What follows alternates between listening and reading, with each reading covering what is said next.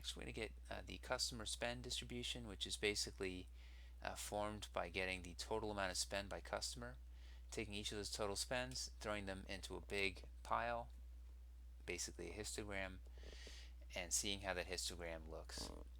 We're going to obviously want to do some cohorting so that we're focusing on a proper group of people, and the inferences that we draw from variation aren't due to cross cohort distortions.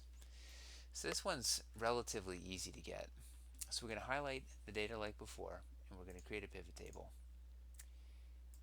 And as I was mentioning, well, let's see, let's call this customer spend distribution.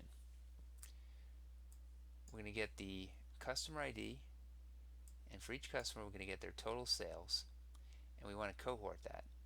Now if we just put birthday over here,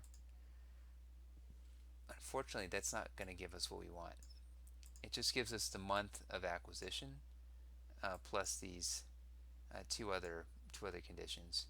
So if I specify January, this will be all the customers who were acquired in January of 2016, 2017, 18, or 19, which is not right.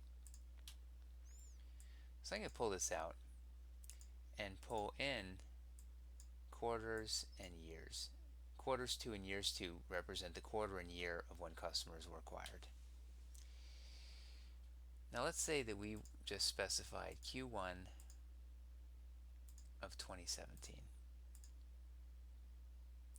So we can see, for example, let's just make sure that we're looking at the right results.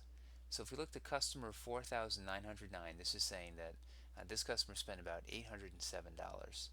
So customer 4909, let's go back to the transaction log,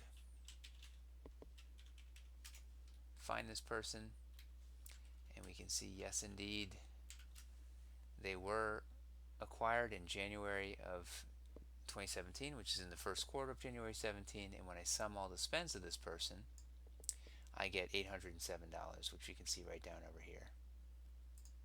So the results are as we would have expected them, which is good. So I'm going to take all this data, copy and paste the values, and now I'm going to form my histogram. So I insert, go over to this little histogram button over here. Let's look at those spends.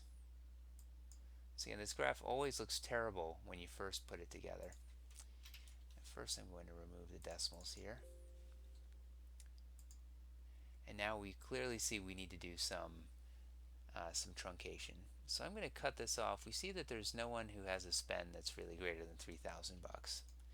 So I'm going to format this axis and specify an overflow bin of 3,000.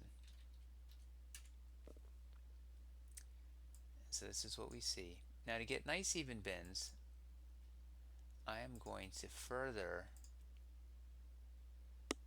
specify 10 bins. So this is what we were expecting.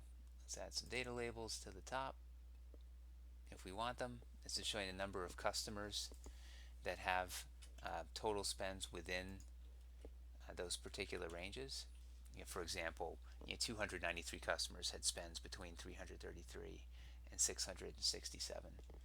So this is going to be, again, the customer spend distribution, or histogram.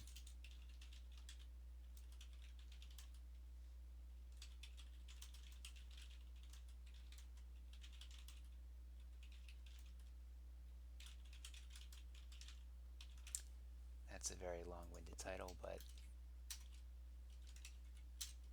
it'll do. And we're done.